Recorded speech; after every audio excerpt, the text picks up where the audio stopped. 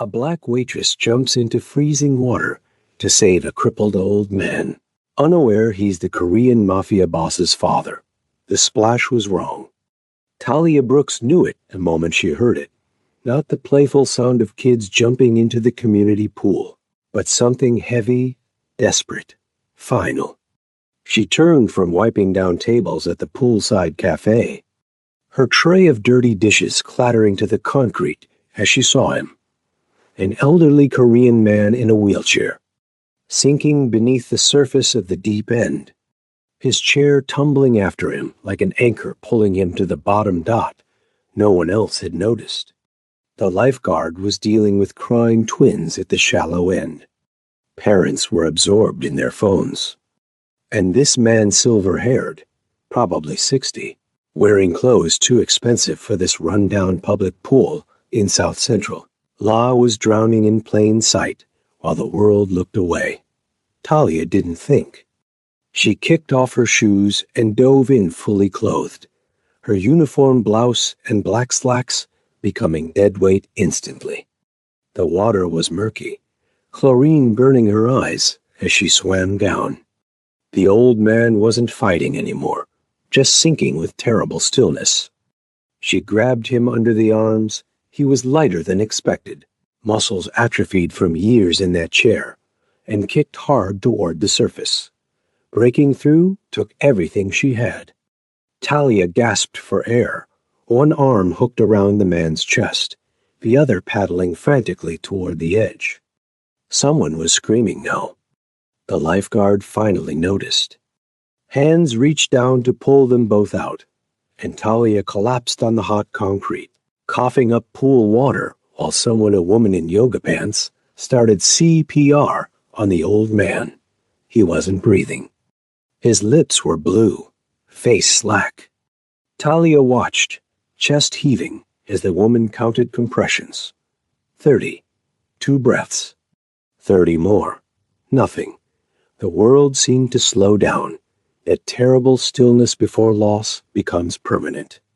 And then the old man convulsed, water streaming from his mouth, eyes flying open in confused panic.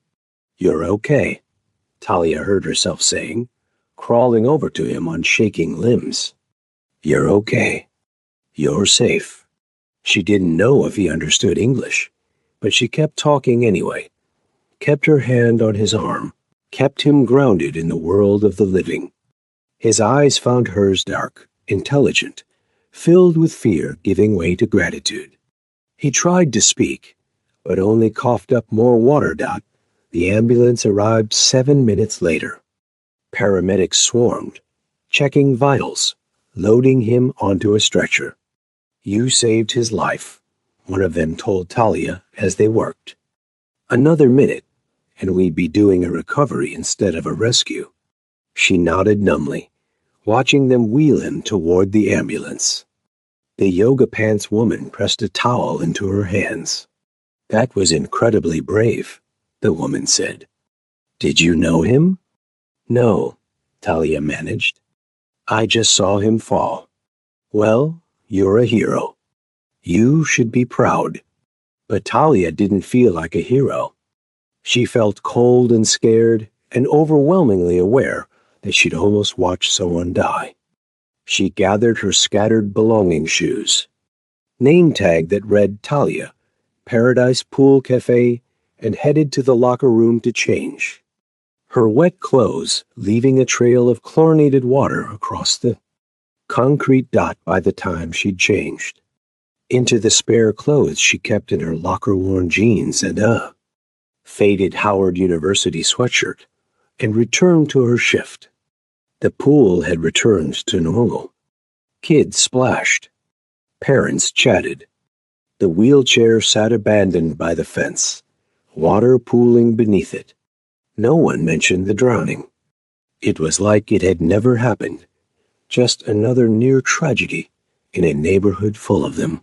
"You good?" her manager, Pete, asked when she returned to the cafe counter.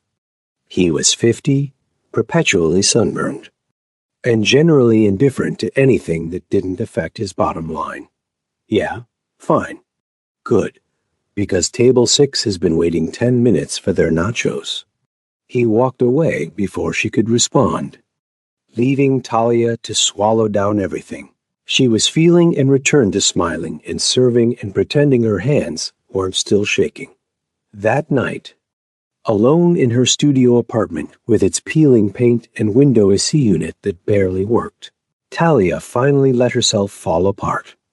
She sat on her lumpy futon and cried for reasons she couldn't quite name. Relief that the man had lived. Fear at how close he'd come to dying.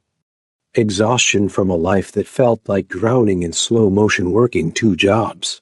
Student loans she'd never pay off. Dreams deferred so long they'd started to fossilize. She'd saved a life today. But who was going to save hers? 3 days passed. Talia returned to her routine.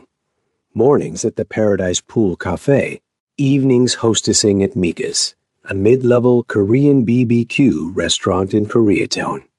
Sleep when she could. Bills paid just barely. Dreams of finishing her nursing degree pushed further into an uncertain future.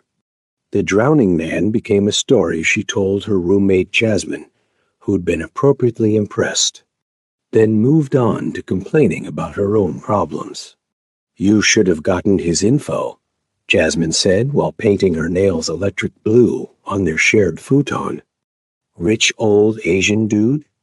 Girl, that's a whole reward situation waiting to happen." "I didn't do it for a reward," Talia said, annoyed. "I did it because he was dying." I know. You're noble and pure and good. But rent's due in a week, and we're $300 short.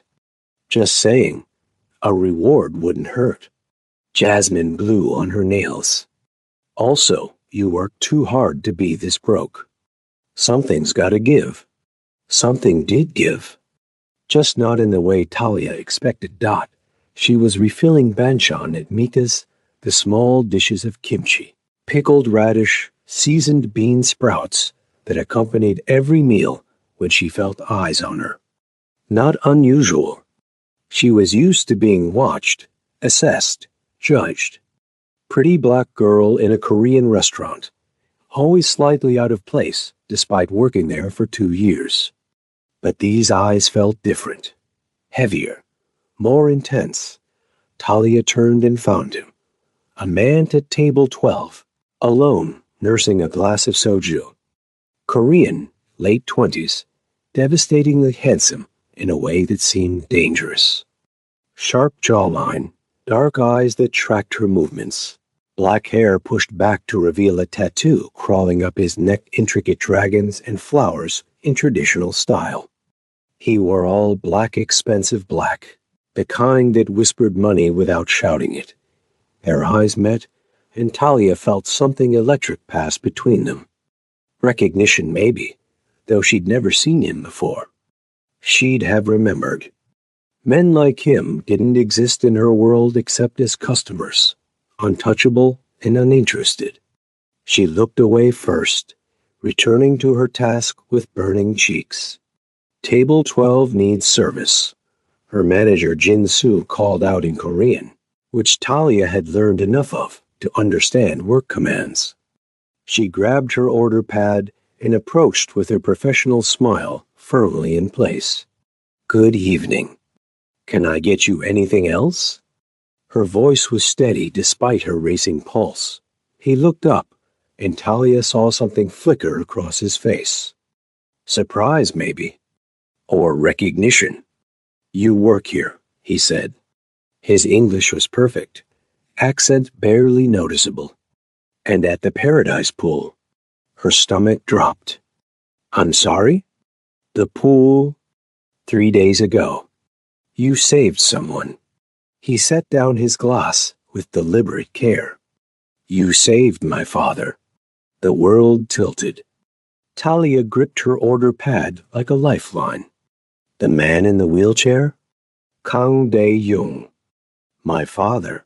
He stood, and Talia had to tilt her head back to maintain eye contact. He was easily 6'2", built like someone who did more than casual gym sessions. I'm Kang Tae-hyun. I've been looking for you for 3 days. I was just doing what anyone would do. No, his intensity was overwhelming. You did what no one else did. 20 people at that pool, and only you moved. Only you cared enough to risk yourself for a stranger. He reached into his jacket, and Talia's breath caught the movement, reminded her of movie gangsters reaching for guns, but he pulled out a business card. I want to thank you properly. Tomorrow, lunch, my treat. That's not necessary. It's absolutely necessary. His eyes held hers. Please, let me express my family's gratitude. Talia should have said no, should have maintained professional distance. But something in his gaze, desperate and sincere and unexpectedly vulnerable, made her nod. Okay, lunch. Tomorrow, noon. I'll send a car to your address. No. The word came out sharper than intended. She didn't need strangers knowing where she lived. I'll meet you. Just tell me where. He smiled for the first time, and it transformed his severe face into something almost gentle. The address is on the card. Thank you, Talia. He placed several bills on the table, far too much for one drink, and left, moving through the restaurant like he owned it. Maybe he did. Talia looked at the card. Kang Tae-hyun, President, Kang Enterprises. An address in downtown L.A., one of those buildings with names instead of numbers. And a phone number written in neat handwriting on the back. Girl, who was that? Her coworker Susan materialized beside her, eyes wide. And why did he give you his card? He's the son of the man I saved at the pool. The hot son of the man you saved? Susan fanned herself dramatically. That tattoo? That face? Talia, that man is trouble with a capital T. It's just lunch. A thank you. Nothing is ever just lunch with men who look like that and tip like that. Susan picked up the bill's 300s. See what I mean? Trouble. But Talia pocketed the card anyway, her thumb tracing the embossed lettering. Kang Tae-hyun. The name felt important, weighted with something she couldn't identify. And despite Susan's warnings, despite her own better judgment, she knew she'd go to that lunch dock because for the first time in years, something interesting was happening in her carefully controlled, desperately boring life. The restaurant Tae-hyun had chosen was the kind of place Talia had only seen in movies. Michelin-starred, reservation lists months long, waiters in suits that cost more than her monthly rent. She dressed in her only nice outfit, a navy dress from Target that she'd bought for her college graduation 3 years ago, and still felt underdressed the moment she walked in. Miss Brooks? A hostess materialized, all sleek hair and practiced smile. Mr. Kang is waiting. Please follow me. They wove through tables filled with the wealthy and powerful businessmen in designer suits, women dripping in jewelry. Conversations conducted in hushed tones about mergers and acquisitions and vacation homes in Aspen. Talia kept her chin up, refusing to shrink despite feeling like an imposter.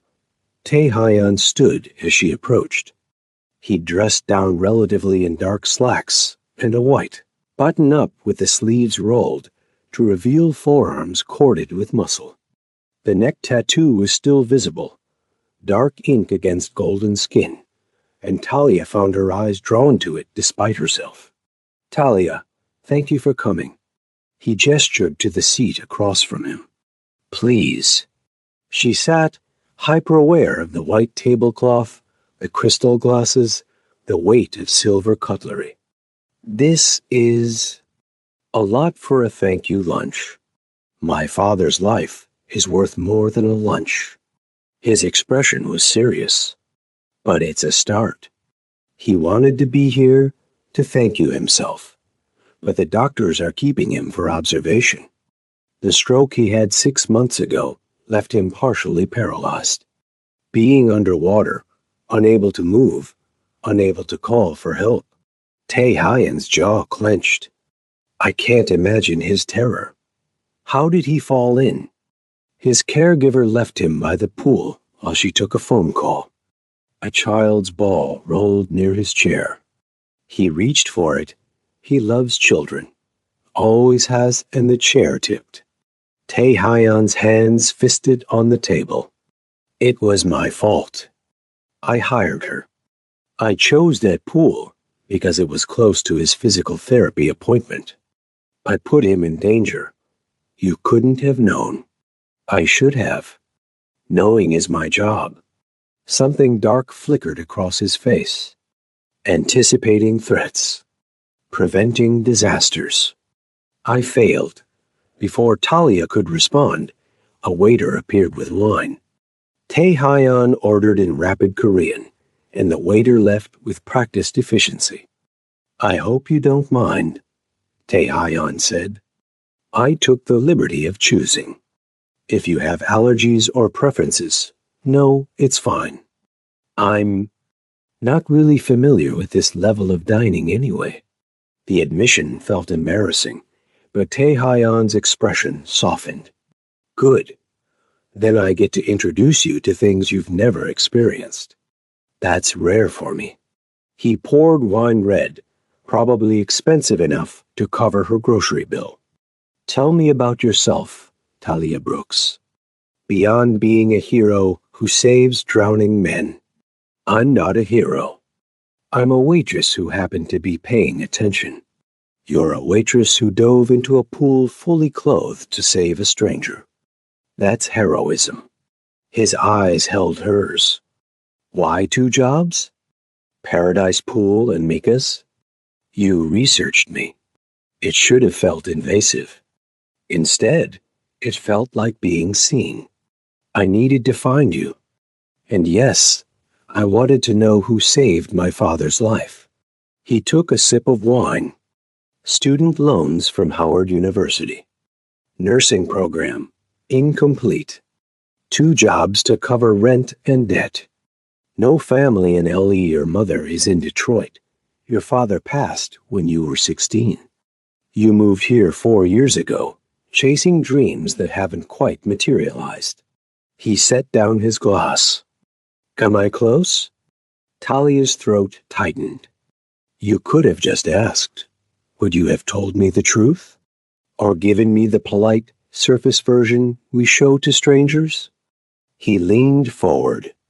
I wanted the truth, Talia, because I believe in understanding the people who matter. I don't matter. I'm just someone who pulled your father out of a pool. You matter to him, which means you matter to me. The declaration was simple, absolute. My father is the most important person in my world. You gave him back to me. That creates a debt I can't repay. The food arrived courses Talia couldn't name, each more beautiful than the last. Delicate fish, perfectly seared. Vegetables that tasted like they'd been grown in heaven. Sauces that exploded with flavor. Tae Hyen watched her reactions with quiet satisfaction, explaining each dish, encouraging her to taste, to experience, to indulge. Why didn't you finish nursing school? He asked over the 3rd course. Money. My grants ran out, and I couldn't afford to keep going while working enough to live. The old bitterness crept into her voice. Turns out helping people doesn't pay the bills. What if it could? She looked up sharply. What do you mean? My father needs a caregiver. Someone attentive, capable, who understands medical care. Someone who's proven they'll act in a crisis. Tae Hyen set down his fork. I want to hire you. Talia's heart raced. I'm not a nurse. I didn't finish. You have EMT certification. 2 years of nursing school. And more importantly, you have instinct. You saw him drowning when no one else did. You acted when everyone else froze. His intensity pinned her in place. I'll pay you $80,000 a year. Full benefits. Flexible schedule so you can finish your degree. All I ask is that you take care of my father like you take care of your own. Talia couldn't breathe. $80,000 was more than she made at both jobs combined. It was loans paid off. It was school completed. It was dreams resurrected from their grave. That's too much. It's not nearly enough. But it's what I can offer without insulting you. He pulled out a contract, slid it across the table. Read it. Think about it. But Talia, please say yes. My father likes you already. He doesn't know me. He knows you saved him. That's enough. Tae-Hyen's voice dropped. And between us, I trust you. I don't trust easily. But something about you feels safe. Safe. The word hung between them, weighted with meaning Talia didn't fully understand. She looked at the contract, the numbers that could change everything, and then at the man across from her with his dangerous beauty and neck tattoo and eyes that saw too much. I'll think about it, she said finally. That's all I ask. He smiled, and again his face transformed. Now let's finish this meal. The dessert here will change your life. He wasn't wrong. The dessert, some impossibly light confection involving chocolate and gold leaf, was transcendent. And as Talia ate it, laughing at Tae-Hyen's dry observations about the other diners, she felt something dangerous blooming in her chest. Hope. Talia signed the contract 3 days later. She'd had a lawyer friend from college review, and everything was legitimate, generous, almost too good to be true. But the money was real. The benefits were real.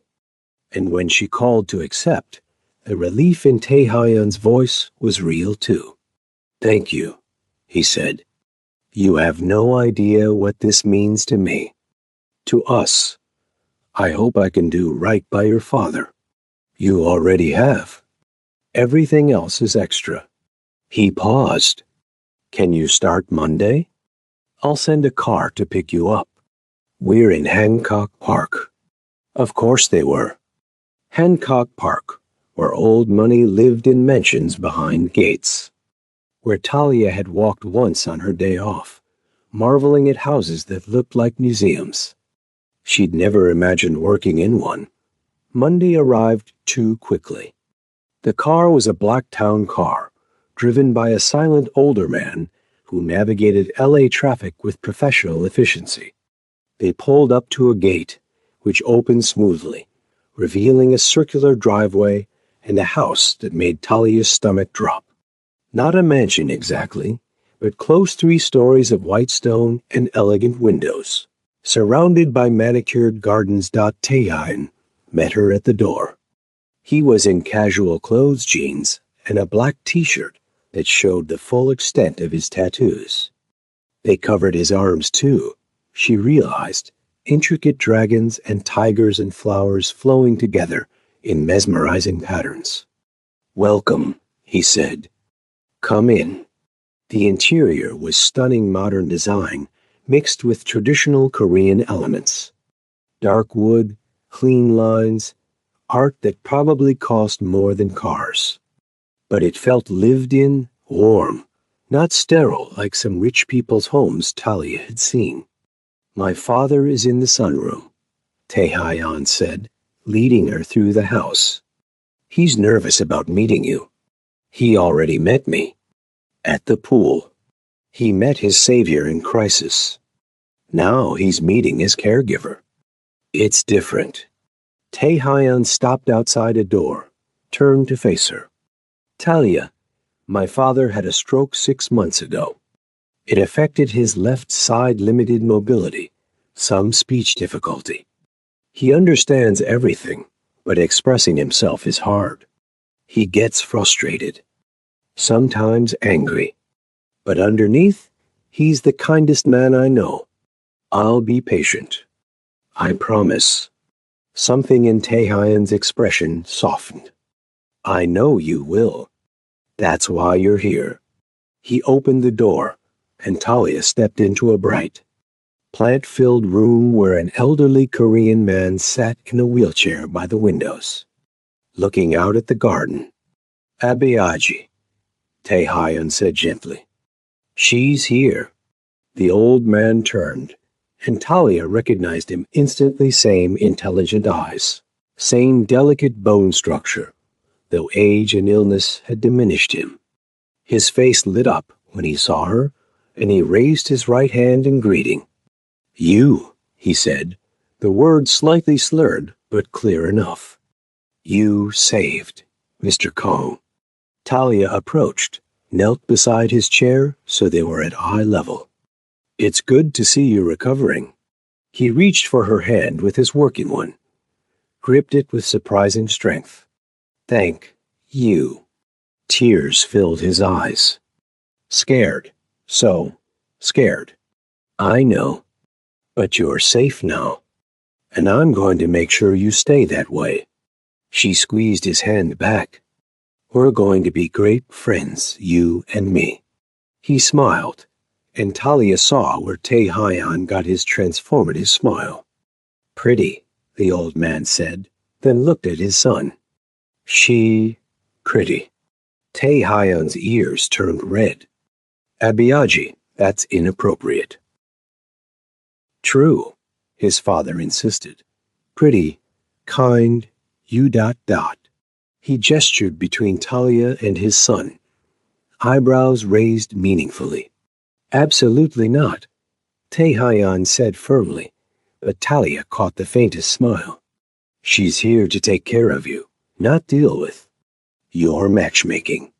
But the old man just grinned, pleased with himself, and Talia found herself laughing.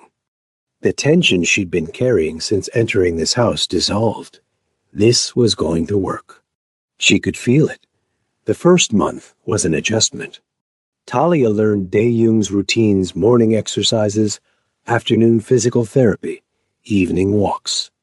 In the garden, she learned his tells, the way he tapped his fingers when frustrated, how he hummed off-key when content. She learned his history through photos around the house and stories Taehyun told during the dinners they started sharing.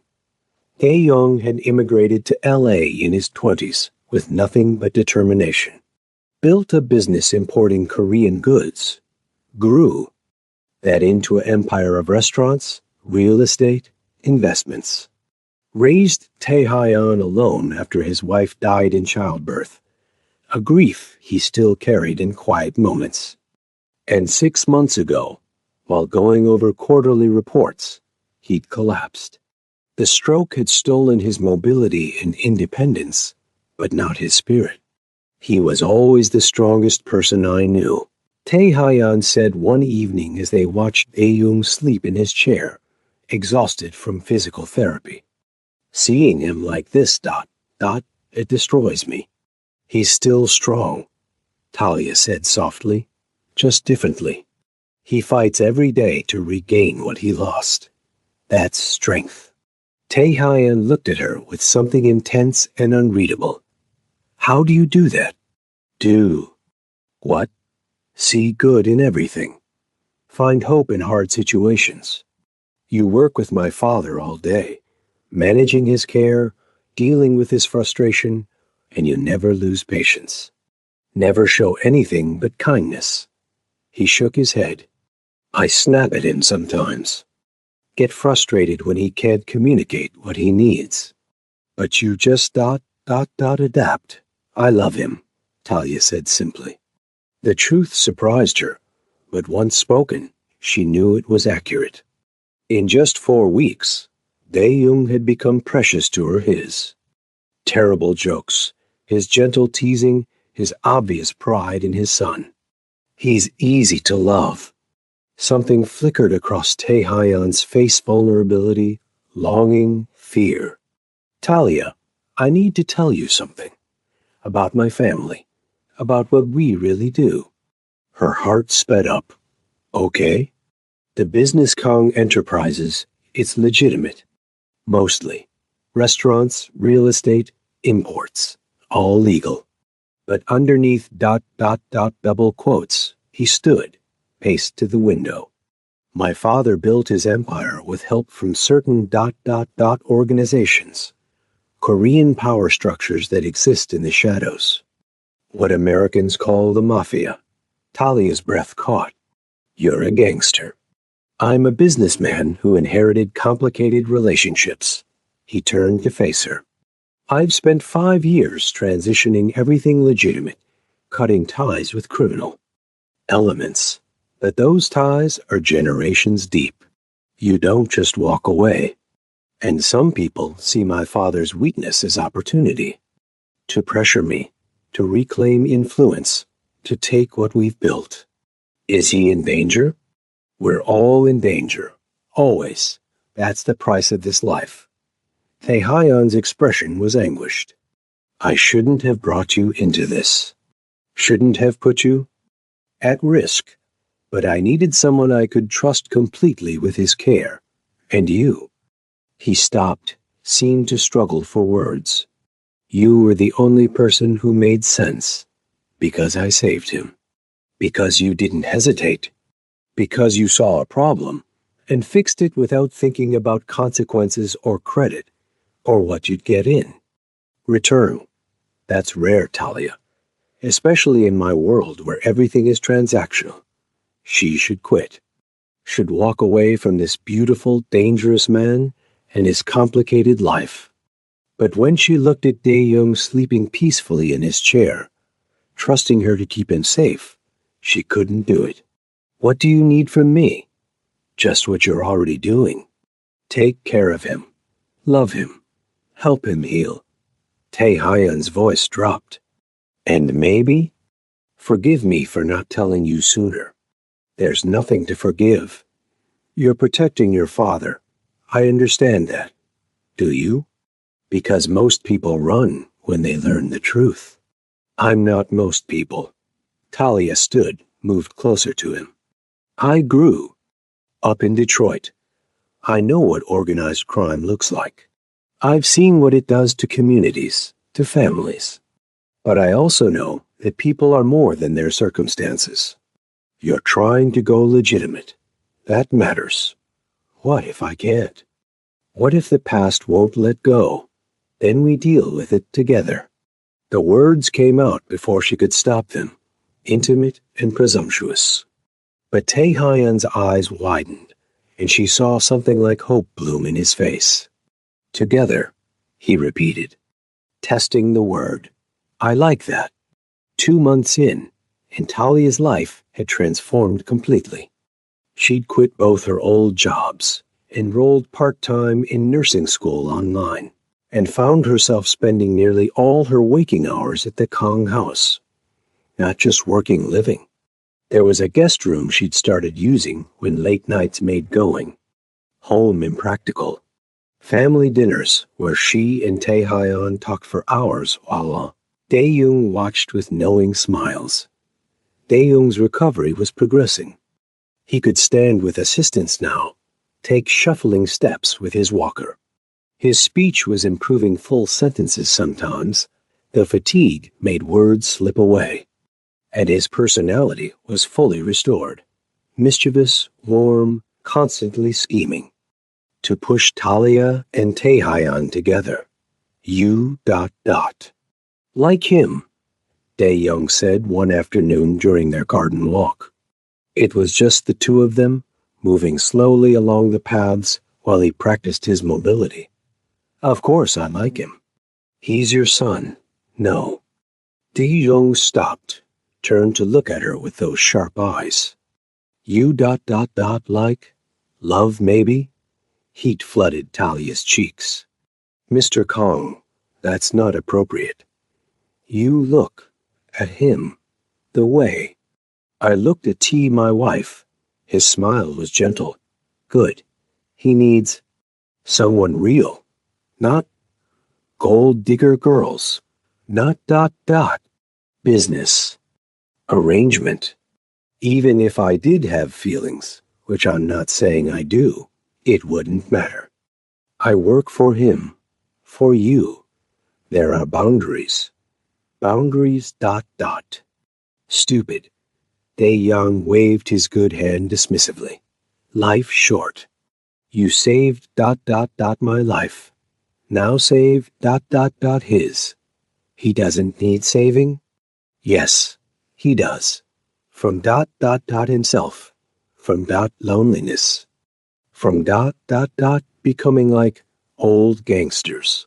Hard. Cold. Young gripped her arm. You make him soft. Human. That single quotes. Good. Talia didn't know how to respond, so she just helped him continue their walk. But his words burrowed into her mind, taking root. Because he wasn't wrong. She did have feelings for Tae-Hein, had developed them slowly, watching him care for his father with such devotion, listening to him talk about his plans to legitimize the family business, to build something clean his father could be proud of. Seeing the way he looked at her sometimes when he thought she wasn't watching, like she was precious, miraculous, impossible, but feelings didn't matter. She was his employee, his father's caregiver. Crossing that line would complicate everything, risk her job, her education, her future. So she buried the feelings deep and focused on her work. Until the night, everything changed.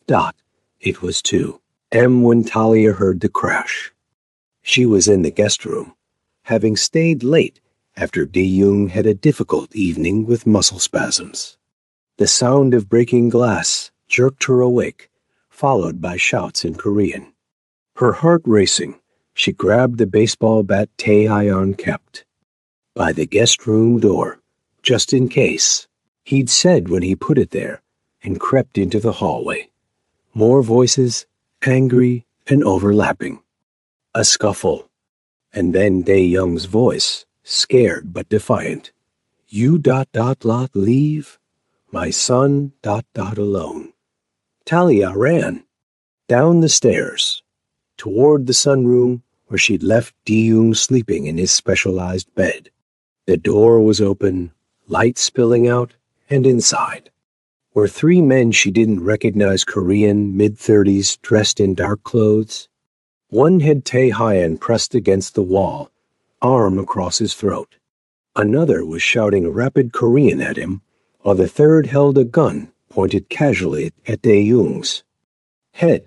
Talia didn't think, just acted. She swung the bat hard into the gunman's kidney, and he went down with a howl. The gun clattered across the floor, and she dove for it, adrenaline making her graceless but fast. Her fingers closed around cold metal, just as the man at the wall released Tae-Hein to charge toward her. Don't move, she screamed, pointing the gun with shaking hands. I said don't fucking move. Everyone froze. Tae-Hein's eyes were wide, blood trickling from his split lip.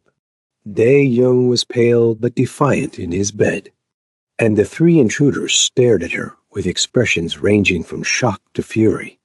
Talia, put the gun down, Tae-Hein said carefully, hands raised. You don't need to. These men broke into your house and threatened your father. I absolutely need to. She kept the gun trained on the man closest to Dae-Young. Now someone tell me what the hell is going on.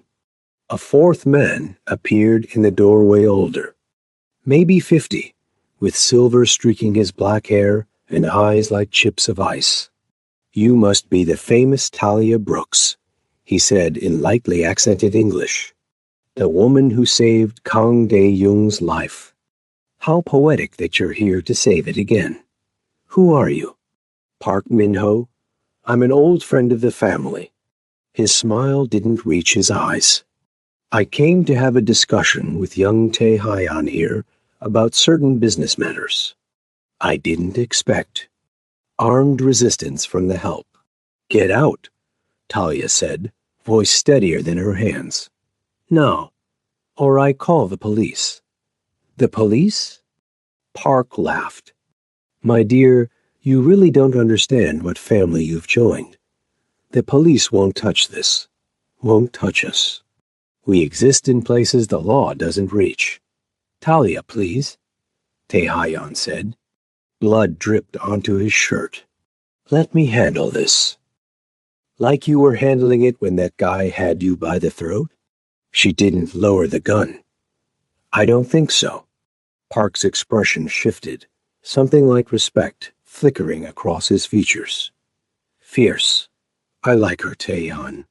Much better than those pretty, useless girls you usually date.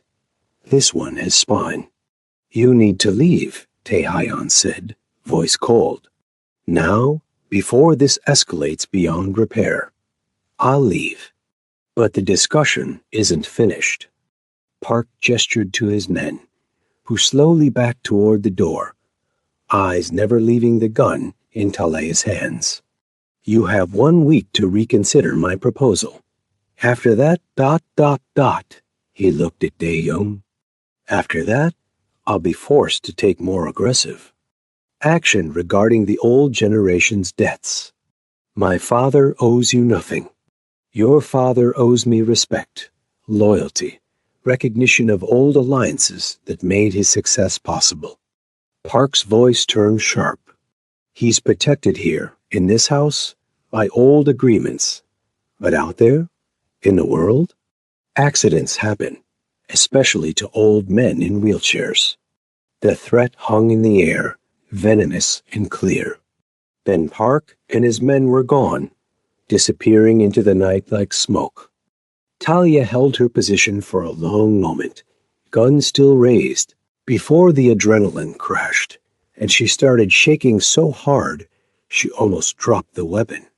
Taehayan crossed to her immediately, gently taking the gun from her trembling hands.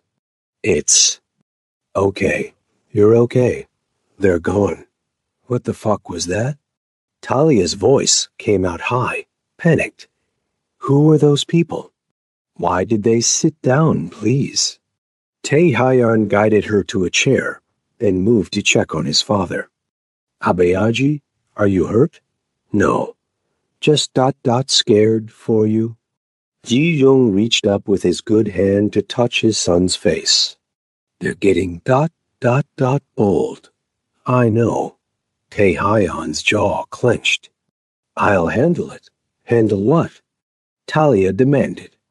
Taehayan, I need you to tell me everything. Right now. No more evasions. He looked at her for a long moment, then nodded. You're right. You've earned the truth. He pulled up a chair, sitting close enough that their knees almost touched. My father built his empire with help from people like Park Min-ho, the Jopa Korean organized crime. They provided protection, connections, muscle when needed. In return, they took a cut of profits and expected loyalty. And now? Now I'm trying to break free. Legitimize everything. Cut ties. Build something legal my father can be proud of. But those ties are generations deep. Park thinks I owe him money. Influence, access to our legitimate businesses. He wants to use what we've built as a front for his operations. And if you refuse, then he'll make examples. Of me, of my father, of anyone close to us. His eyes met hers, dark with fear and guilt. Talia, you need to leave. Go home, forget this job, forget us. It's not safe. I'm not leaving. The words came out fierce, absolute. That man threatened your father. Your father, who I've spent 3 months caring for, who tells me terrible. Jokes and tries to set us up like we're in some kind of Korean drama. I'm not abandoning him. This isn't your fight. The hell it isn't. I saved his life once. I'll do it again. She grabbed Taehayan's hand. But I need to know everything. All Of it. If I'm staying, I need to understand what we're facing. We. He repeated the word like a prayer. You said we. Yes, we. You, me, your father. We're in this together now. She squeezed his hand. So talk. Tell me everything. He did. For the next 2 hours, while dawn broke over L.A., Taehyun told her about his family's history. His father's partnership with the Jopek in the early days, necessary for survival as an immigrant building a business in hostile territory. The gradual expansion into legitimate operations. The stroke that had left Dae-young vulnerable and Tae-yeon in charge. His 5-year plan to extract the family completely from criminal entanglement. Park was my father's partner for 20 years, Tae-yeon said, exhaustion evident in his voice. They built things together, protected each other. But when my father got sick, Park saw opportunity, wanted to take control, use our businesses as fronts. My father refused, and I've continued refusing. But Park isn't patient. What does he want? 49% ownership of our restaurant group. Access to our real estate holdings for money laundering. My cooperation in expanding their drug distribution network. Tae-hyun's voice was flat. Everything I've worked to escape. And if you give him what he wants, we become criminals again. Everything my father built becomes tainted, and I become the thing I've been fighting not to be. Talia thought about that, about the man she'd come to know devoted son, careful businessman, someone genuinely trying to build something good from complicated foundations. What if we fight? Then people die. Maybe us, or maybe them. She met his eyes. Tae-hyun, you said Park threatened your father. Made it clear he'd hurt him if you didn't comply. That's not negotiation. That's terrorism. It's how this world works. Then maybe it's time to change how this world works. An idea was forming in her mind, reckless and dangerous. Your father has been transitioning to legitimate business for years, right? Building relationships with politicians, community leaders, law enforcement? Yes, but then use those relationships. Expose Park. Let the legitimate world handle him. It's not that simple. Park has protection, connections, people who owe him. And if I go public, it exposes my father's past. Ruins the reputation we've built. What if you had evidence that Park was threatening a beloved community figure? Someone sympathetic, vulnerable? Talia gestured to Dae-young. Your father survived a drowning that could have been prevented. What if that drowning wasn't an accident? Tae-hyun's eyes widened. You think Park was involved? I think it's worth investigating. The caregiver who left your father alone, did you ever question her about why she stepped away? About whether anyone paid her to be negligent? Jesus. Tae-hyun stood, paced. If Park tried to kill my father to pressure me, then you have leverage. Evidence of attempted murder on a disabled man. That's something even his connections can't protect him from. Talia stood too, moved to block his pacing. Tae-hyun, I know this is risky, but sitting here waiting for them to make the next move is riskier. You're serious about this, about helping us fight. I'm serious about protecting your father. And you. The admission hung between them, intimate and terrifying. I care about you both too much to just walk away. Something shifted in Tae-hyun's expression vulnerability, giving way to determination. Okay, we investigate. Carefully. And if we find proof, double-face gently. Thank you.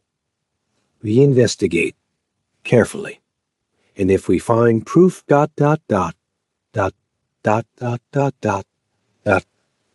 Okay, for not running, for staying, for being brave enough to swing a bat at armed men.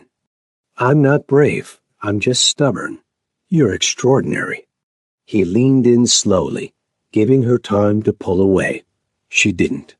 His lips met hers softly, questioningly, and Talia kissed him back with everything she'd been suppressing for months.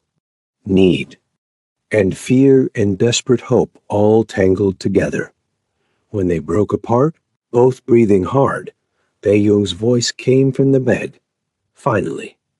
Took you ... long enough.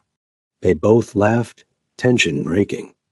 And in that moment, surrounded by danger, but together, Talia felt something she hadn't felt in years, like she was exactly where she was meant to be. The investigation took 2 weeks. Tae-hyun hired a private investigator, someone with no ties, to the Jopek, to track down the caregiver who'd left Tae-young alone at the pool. She'd disappeared immediately after the incident, and that alone was suspicious. The Pai found her in San Diego, living under a different name with enough money, too. Rent a beachfront apartment despite being unemployed. She talked. Tae-hyun told Talia and his father one evening. They were in Tae-young's room, the three of them forming a united front. Park paid her $10,000 to leave my father alone by the pool. Said it was just to scare him, make him more cooperative. She didn't know he'd fall in. Attempted murder, Talia said quietly. Or at minimum, reckless endangerment of a disabled person. She's willing to testify in exchange for immunity. The Pei recorded everything. Tae-hain looked at his father. Abiyaji, if we do this, your past will come out. People will know about the Jopek connections. Tae-young was quiet for a long moment, then signed slowly. He'd been teaching Talia some basic Korean signs, and she recognized his meaning. Better honest now than successful on lies. He's right, Talia said. And honestly, the community already knows. Everyone knows how things worked for Korean businesses in the 80s and 90s. The important thing is what you've built since, how you've changed. Tae-hyun nodded slowly. Okay, we go to the police. We make this public. And we deal with whatever comes. The fallout was immediate and intense. Park was arrested on attempted murder charges, along with 3 of his associates. The news covered it extensively. Beloved businessman Kang Dae-jung, survivor of a stroke, targeted by organized crime. The story was sympathetic, powerful. Public opinion rallied around the Kang family, but there was backlash too. Questions about Dae-jung's past, about how he'd built his empire, about Taeyeon's role in the family business. Protests outside their restaurants from groups claiming they supported criminals. Business partners pulling back, nervous about association. This was a mistake, Tae-hyun said one night, watching news coverage from the living room. We're going to lose everything. You're going to lose the parts that were built on lies, Talia countered, sitting beside him. But everything legitimate. Everything clean that stays. And that's what matters. Tell that to the employees losing jobs because customers are boycotting us. So we rebuild. We create new opportunities, better ones. We show people who you really are, not who they assume you are based on the past. He looked at her, eyes red with exhaustion. How are you so optimistic? Because I've watched your father fight for months to regain basic functions, and he never gives up. Because I've seen you work 16-hour days trying to do right by your employees. Because I know what you're capable of when you're not weighed down by the past. She took his hand. This is hard, but hard doesn't mean impossible. I don't deserve you. You're right. I'm way too good for you. She smiled to take the sting out. But you're stuck with me anyway. Over the next months, they rebuilt. Tae-hyun went on a media campaign, being completely transparent about his family's history and his efforts to go legitimate. He partnered with community organizations, donated to anti-gang programs, created job training initiatives for at-risk youth. Slowly, public opinion shifted. Tae-young continued to recover, growing stronger every day. He could walk short distances without assistance now, his speech nearly back to normal. And he watched his son and Talia with undisguised satisfaction, his matchmaking instincts vindicated. "You love her," he told Tae-hyun one afternoon when they thought Talia was out of earshot.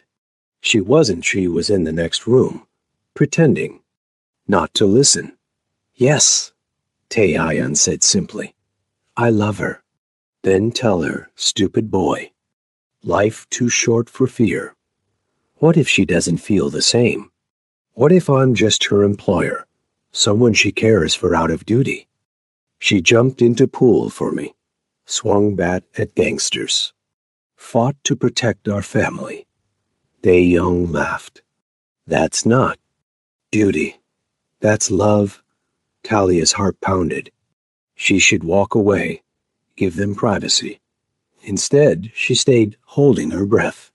"I'm afraid," Tae-hyun said quietly. "Afraid of losing her, if I'm honest. Afraid she'll realize she deserves better than a former gangster with a complicated past. Afraid that by loving her, I'm putting her in danger." "Love always dangerous," Tae-young said. "Always risk, but worth it. Your mother, she knew what she marry into. She choose love anyway. Best decision I ever made was choosing her. Don't let fear steal your best decision." Talia couldn't wait anymore. She walked into the room, and both men looked up in surprise. "I heard everything," she said, looking directly at Tae-hyun. "And for the record, I love you too." Tae-hyun stood, crossed to her in 3 strides. "You love me? I love you. Despite your terrible communication skills and your habit of carrying the weight of the world alone. I love how you take care of your father, how you're trying to build something good from complicated foundations. I love your dedication and your principles, and yes, even your neck tattoo." She reached up to trace the ink. "I love all of you." He kissed her then, deep and desperate and full of relief. Behind them, Tae-young made a satisfied sound. "Finally," he said in Korean. "Took long enough." 6 months later, on a perfect spring afternoon, Talia graduated from nursing school.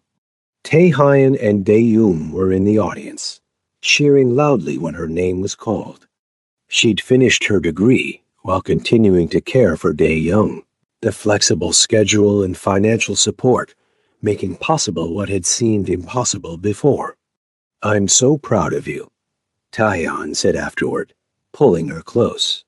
"Nurse Brooks has a good ring to it." "Nurse Kong sounds better," she said, then froze.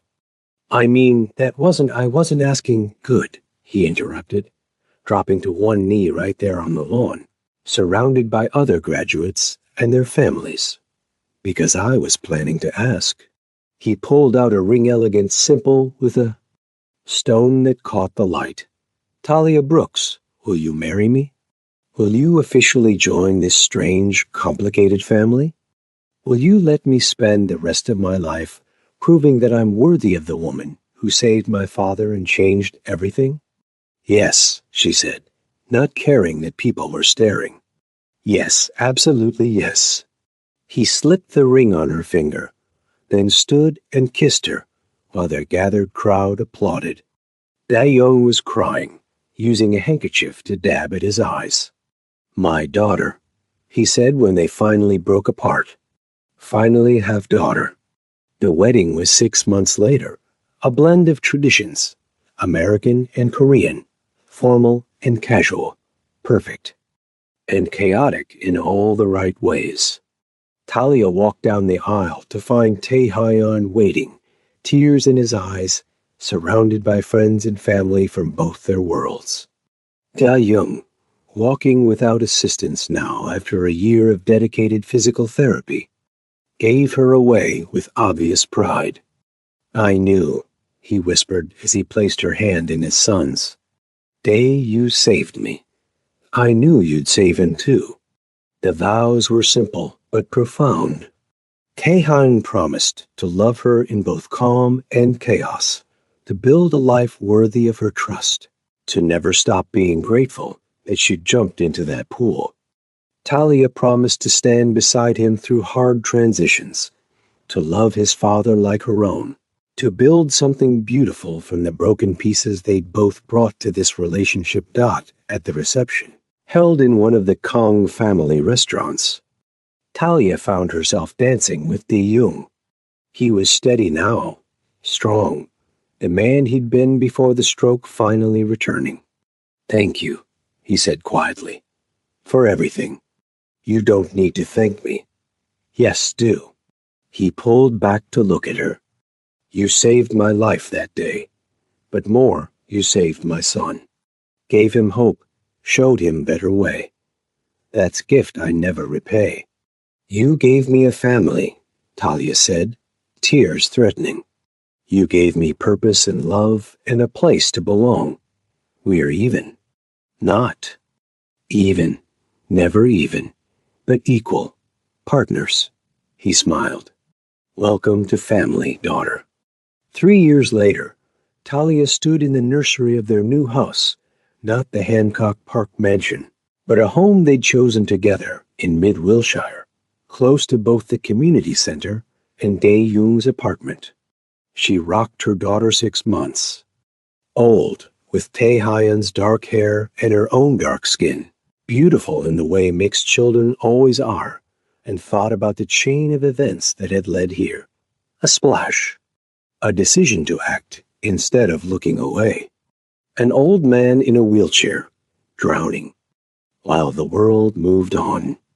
And the choice always a choice to jump in, to save a stranger, to do the right thing without thinking about consequences. Tae Hyun appeared in the doorway, home from work.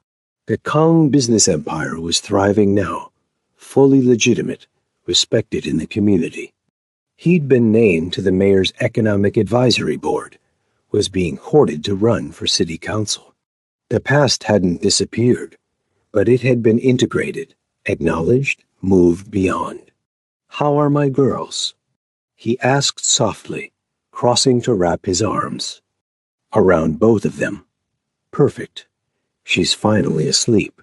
"Good, because my father is downstairs with approximately 17 Korean side dishes he insists we need to eat tonight." Talia laughed. Dae Young had moved into a smaller place nearby after they'd bought this house, insisting young families needed privacy. But he visited daily, always bringing food, always finding excuses to hold his granddaughter, always watching Talia and Tae Hyun. With satisfaction. "He's going to spoil her rotten," Talia said. "Absolutely. It's his right as a grandfather." Tae Hyun kissed the top of her head. "Did I tell you?" The prosecutor called today. Park's final appeal was denied. He'll serve his full sentence. 20 years for attempted murder, conspiracy, and a dozen other charges. Justice finally for a man who tried to use violence and fear to control others. "Good," Talia said simply. "Good," Tae Hyun agreed. He was quiet for a moment, just holding his wife and daughter. Then, "I never thanked you properly for that day." "Which day?" "The day you saved my father. The day you jumped into that pool without hesitation. The day you changed everything." He turned her to face him, careful not to wake the baby. "I was lost before you, Talia, trapped between the past and a future I couldn't quite reach. And then you appeared, and suddenly the path forward was clear. I just pulled him out of the water. You pulled us both out. Saved us both from drowning in different ways.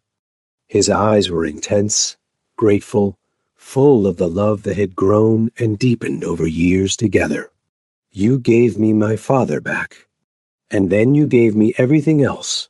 Hope, purpose, family, love. A life worth living instead of just surviving. We built it together, Talia corrected gently. You and me and your father. All of us choosing something better. Still, thank you for jumping in, for not looking away. He kissed her softly, for saving us. Downstairs, Dae-young called out in Korean, something about the soup getting cold. Their daughter stirred, making the tiny sounds that preceded crying. They'd gotten a dog barked at something outside. Life, messy and imperfect and absolutely beautiful, called them back. But for just a moment longer, they stood together in that nursery. The former waitress who'd worked 2 jobs and dreamed of nursing school. The former gangster's son trying to build something legitimate from complicated foundations. The elderly man who'd almost drowned and found his second chance. 3 people from different worlds who'd formed a family through courage, love, and the simple choice to care when caring. Mattered most. Ready? Tae-hyun asked, gesturing toward the door and the life waiting below. Always, Talia said and together, carrying their daughter, they went downstairs to join Dae-young for dinner, to share food and stories and laughter, to build another memory in the collection they were creating together, to live the life they'd fought for messy and complicated and absolutely worth every risk. Because Talia had learned something that day at the pool, something she'd carried forward into everything that followed. Sometimes saving someone else is how you save yourself. Sometimes jumping in without knowing if you'll make it back is the bravest thing you can do. And sometimes the splash that changes everything is the one you don't hesitate to answer. She jumped in once, pulled a stranger from drowning water. And in saving him, she'd found her own rescue from loneliness, from purposelessness, from a life half-lived. She'd found family love meaning. She'd found home. The water had been cold and murky and dangerous. But she jumped in anyway. And, God, what a beautiful thing waited on the other side. Not 2 years into their marriage. The phone call came at 3 a.m., the kind that makes your blood run cold before you even answer. Talia woke to Tae-hyun already sitting up, speaking rapid Korean, his voice tight with something she'd learned to recognize as controlled panic. "What's wrong?" she asked when he hung up. "My father's building. There was a fire." "He's okay," Tae-hyun added quickly, seeing her face. "He's fine, already at the hospital for smoke inhalation." But Tilia ... He ran a hand through his hair. It wasn't an accident. Ice flooded her veins. Park's still in prison. But he has people on the outside. People who remember the old. Alliances who think I betrayed the family by testifying. Tae-hyun stood, already pulling on clothes. This is a message. They're telling me the past isn't finished. And we deal with it, like we always do. Talia was up too, getting dressed with practiced efficiency. Together. At the hospital, they found Dae-young sitting up in bed, oxygen mask pushed aside, arguing with a nurse in Korean about being released. When he saw them, relief flooded his face. "I'm fine," he said immediately. "Just smoke, nothing serious." "Abeaji, what happened?" Tae-hyun took his father's hand. "I woke to smell smoke. Fire alarm broken, that's first thing. Someone disabled. It Tae-young's expression darkened. I called 911, got out. But Tae-Hyen ... This is my fault. My old life, my old debts, coming back. This is not your fault, Talia said firmly, taking his other hand. This is criminals being criminals. We stopped them once. We'll stop them again. But stopping them proved harder than expected. Over the next month, there were 3 more incidents of vandalism at the restaurants. Threatening messages left at the community center. A brick thrown through the window of Tae-Hyen's office. Each one carefully designed to intimidate without, providing evidence that could lead back to specific people. They're smarter this time, Tae-Hyen said one night, studying police reports that led nowhere. More careful. They know we'll go to authorities, so they're making sure there's nothing concrete to report. Then we need to be smarter too, Talia said. An idea had been forming, risky but possible. What if we gave them what they think they want? What do you mean? They want back in. Want access to your businesses? Want to reestablish the old relationships? What if you pretended to be willing? Set up a meeting, get them talking, get evidence of their threats on record? That's entrapment and dangerous. It's self-defense. And yes, it's dangerous. But so is waiting for them to escalate. So is living in fear that the next fire might hurt someone. Talia met his eyes. Tae-Hyen, we have a daughter now. I won't raise her in a world where violence hangs over us like a cloud. We end this permanently. He was quiet for a long time. Then, okay, we do it your way. But with precautions. Police involvement, wires, everything legal and documented. They planned for 2 weeks. Tae-Hyen reached out through old channels, letting it be known he was reconsidering his position on the family business. That the fires had reminded him where his loyalties should lie.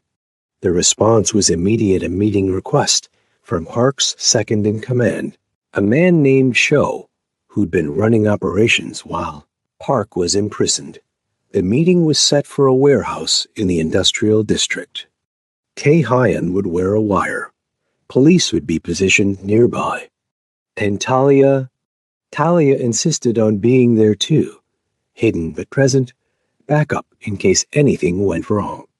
Absolutely not, Tae-Hyen said when she proposed it.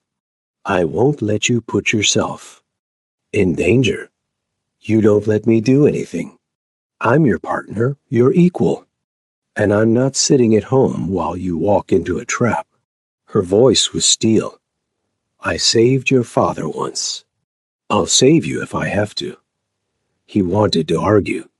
She could see it in his face. But he also knew her well enough by now to recognize when she'd made up her mind. Fine, but you stay with the police. Hidden, safe. The night of the meeting was cold, fog rolling in from the ocean to shroud the city in mist. Talia sat in an unmarked police car 2 blocks from the warehouse, listening to Tae-Hyen's wire through headphones. Her heart pounded as she heard him. Enter the building, heard Cho's voice greeting him like an old friend. Tae-Hyen, good to see you've come to your senses. My father's fire clarified things. Tae-Hyen's voice was steady. Made me remember where I come from. Smart man. Park always said you had potential. Said you just needed the right ... motivation. Laughter, cold and cruel. Fire works well for motivation. You admit to the fire? I'm admitting to teaching a lesson. One you apparently learned. Now, let's talk about how you're going to make this right. Starting with 49% of your restaurant holdings, and the wire went dead. Just static, then nothing. He found it, the detective beside Talia said, already moving. All units go now. But Talia was already out of the car, running toward the warehouse. She heard the detective yelling behind her, heard sirens starting up, but it was all distant compared to the terror pounding in her ears. Tae Hyen was in there, exposed, his cover blown. They would hurt him, kill him maybe, and she couldn't lose him. Not after everything they'd built together. She reached the warehouse as police swarmed the entrances. Someone tried to grab her, pull her back, but she twisted free and slipped through a side door. Inside was chaos shouts in Korean, sounds of struggle, and then a gunshot that made her heart stop. Tae Hyen. She screamed his name, not caring about strategy or safety. Tae Hyen. Here. His voice. Thank God his voice. Talia. Stay back. But she couldn't stay back. She ran toward his voice, toward the center of the warehouse where she found him held at gunpoint by Cho, while 3 other men stood with weapons drawn. The police were at the doors, but not entering, clearly worried about hostages. Well, Cho said when he saw Talia, the famous rescuer, the woman who started all this trouble by saving the old man. His gun never left Tae Hyen's head. You should have let him drown. Would have saved everyone a lot of problems. Let him go, Talia said, hands raised. You want money? Access? I can make that happen. I handle the finances now. But you need him alive to get any of it. We don't need him alive. We need him compliant. And the best way to make him compliant, Cho shifted the gun towards her, is to take away what he loves most. Everything happened too fast. Cho's finger on the trigger. Tae Hyen lunging forward despite the gun at his head. Police breaching through multiple doors simultaneously. And Talia diving sideways as the shot rang out, feeling something hot streak across her shoulder, pain blooming bright and sharp dot. Then Tae Hyen was on Cho, fighting with savage intensity. Police swarmed the remaining men. Shouts and chaos and the metallic taste of fear. And Talia, pressed against cold concrete, watching blood pool beneath her shoulder and thinking absurdly, I just saved him again. 3rd time. That's got to be some kind of record. Talia. Tae Hyen was there suddenly, hands on her face, her shoulder, checking the wound with shaking fingers. Oh God, you're bleeding, It's just a graze, she managed, though it hurt like hell. I'm okay. Are you? I'm fine. Jesus Christ, Talia, you could have been killed. What were you thinking? Asterisk, asterisk. I was thinking that I'm not losing you. Not to them, not to anyone. She tried to sit up, hissed at the pain. Did we get it? The confession? We got it. Before the wire died, they admitted to everything, the fire, the threats, their whole operation. Tae Hyen pulled her carefully into his arms. It's over. Finally over. Paramedics arrived. Police statements were taken. Cho and his associates were arrested on a dozen charges each. And through it all, Tae Hyen stayed pressed against Talia's side, refusing to let her out of his sight while they treated her shoulder a graze. Like she'd said, painful but not serious dot at the hospital later, with her arm bandaged and painkillers. Making everything soft at the edges, Talia found Dae-young waiting with their daughter. He looked at her with eyes full of tears. You keep saving us, he said. Keep jumping in. Keep risking everything. That's what family does, Talia said simply. You do the same for me. 6 months later, the last of Park's organization had been dismantled. Cho and his associates were awaiting trial, and the Kang family finally, truly, was free from the shadows of the past. Free to build without looking over their shoulders. Free to live without fear. On the anniversary of the day, Talia had pulled Dae-young from that pool. They returned to the Paradise Community Pool, renovated now with donations from Kong Enterprises. Made safer, more beautiful, more accessible. There was a small plaque by the entrance, in honor of Talia Brooks Kong, who reminds us that heroism is simply choosing to act when others look away. Still embarrassing, Talia said, looking at the plaque while Dae-young splashed in the shallow. And with his granddaughter, both wearing life jackets, both laughing. Still true, Tae-hyan countered, arm around her waist.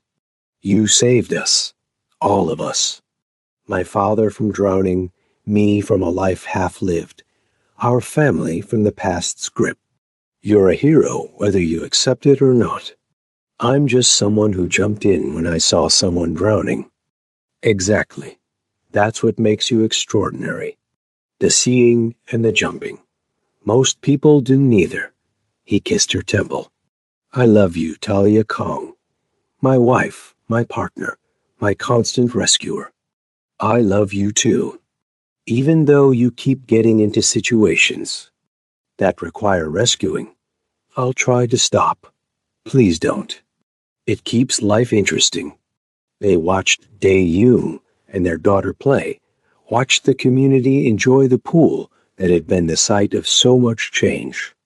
And Talia thought about that day, 3 years ago, when she'd heard a splash that was wrong, when she'd made the choice to jump in instead of looking away.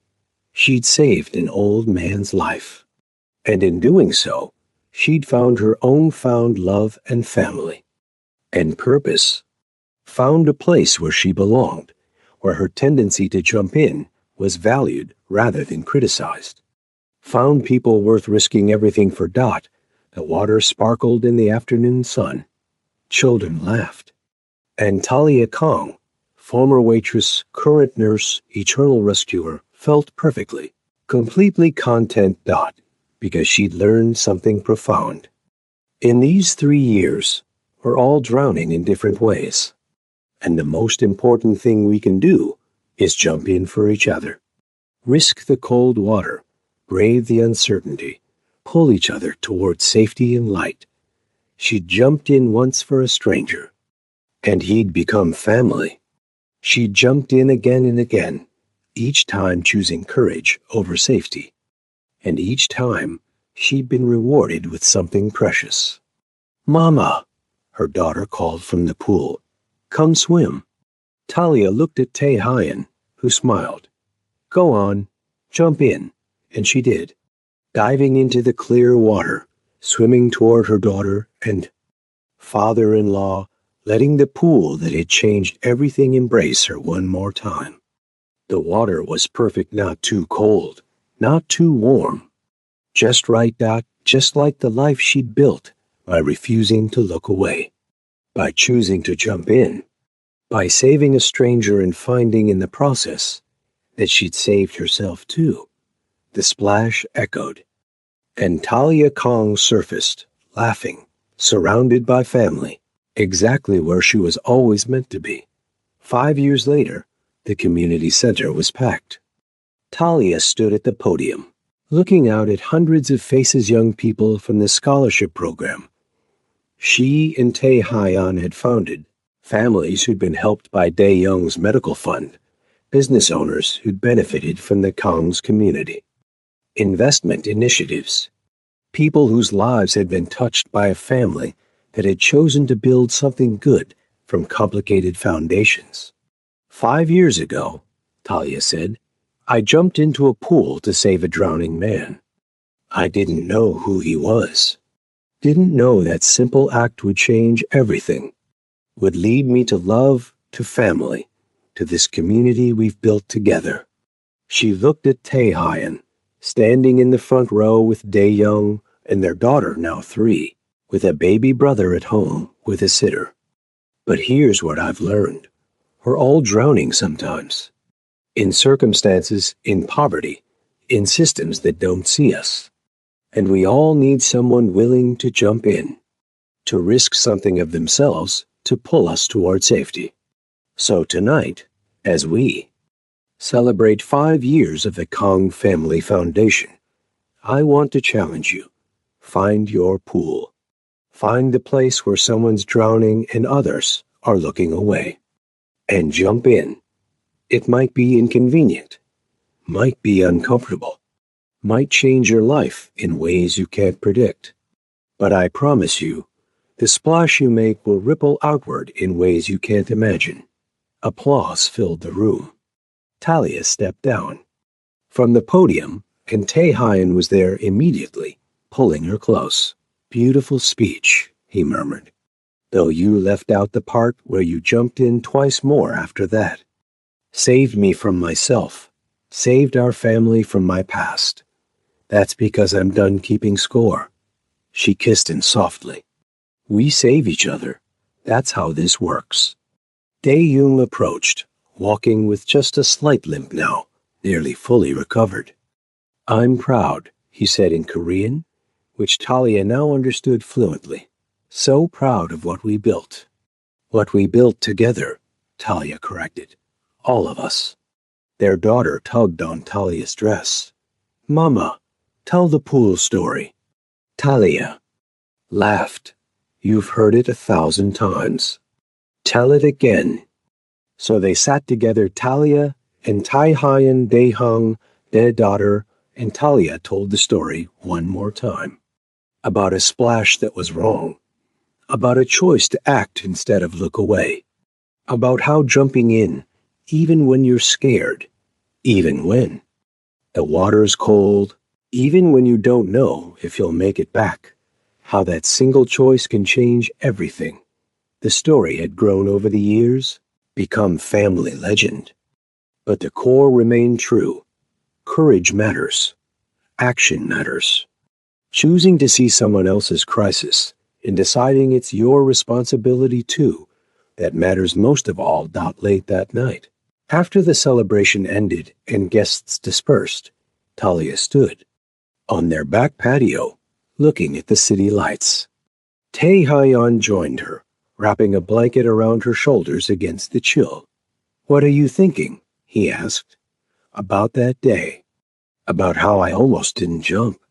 Almost convinced myself someone else would handle it, that it wasn't my problem. She leaned into him. About how different my life would be if I'd made that choice. No us. No us. No family. No purpose beyond paying bills and surviving day. Today, she turned to face him. I was drowning too, you know. In debt, in dead-end jobs, in dreams I'd given up on. And saving your father saved me too. Pulled me toward a life I never imagined I could have. We saved each other, Tae Hyan said. You and me and my father. We all pulled each other toward something better. That's how it works. Real rescue isn't one person pulling another to safety. It's people choosing to struggle together toward the light. Inside, they heard their daughter call out a nightmare, probably needing comfort. They went to her together, two people who'd found each other through courage and circumstance. Two people who'd built something beautiful from a moment of crisis, from a choice to act when others looked away. And as Talia soothed their daughter back to sleep, singing softly in the darkness, she thought about all the ways water connects. U.S., how we're all swimming through life, sometimes barely keeping our heads above the surface. How we need each other to watch, to care, to jump in when the moment demands it. She'd heard a splash, made a choice, changed everything. The simplest acts of courage often are the ones that matter most. A hand extended, a risk taken, a stranger pulled from drowning water. These small moments, these choices to see and to act, they're the ones that ripple outward, touching lives in ways we can't predict, creating family from strangers, building love from crisis, transforming the world one splash, one rescue, one moment of courage at a time. Talia Brooks Kong, who'd once been just a waitress with student debt and deferred dreams, now understood. something profound. We're all just one choice away from everything changing. One moment of courage away from finding exactly what we didn't know we were looking for.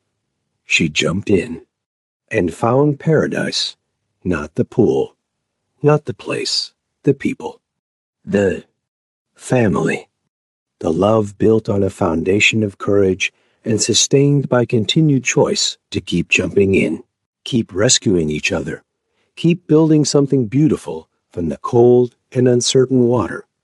Outside, the city slept. Tomorrow would bring new challenges, new crises, new moments demanding courage. But tonight, Talia Kong was content, surrounded by the family she'd found by refusing to look away, by choosing action over apathy, by hearing a splash and deciding it was her responsibility to respond. The water had been cold, the rescue uncertain, the outcome unknown, but she'd jumped in anyway. And God, what a beautiful life waited on the other side.